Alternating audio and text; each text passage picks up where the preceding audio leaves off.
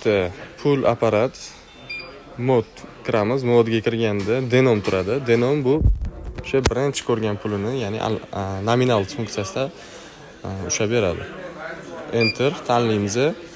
Bu yerda hozir 200 ming, 100 ming, 50 mingtalik turibdi. Birinchi tushgan pulni o'tkazadi, qolganiga atkazib beraveradi.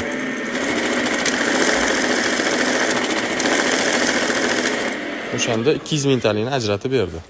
Endi hozir buni tashlaymiz. Birinchi 50 ming turibdi. 50 mingni o'tkazadi, 100 mingni tepaga qo'yib beradi. O'shanda mana 100 ming, 200 ming, 50 ming ajralib tushdi. Xo'p, bu yerda endi pullarimizni aralash bo'yotibdi. Aralash funksiyasini ham ko'rsataman. Endi bu yerda bunda kiramizda mix tanlaymiz va face, ya'ni oldi tarafini tanlaymiz. Enter bosamiz, qo'yamiz.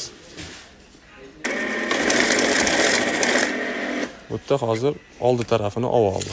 Oldi tarafi bo'lgani bilan ham bunaqa o'ng chap bo'yotibdi. Endi buni yana modga kiramizda orient tarafini yoqamiz. Enter bosamiz.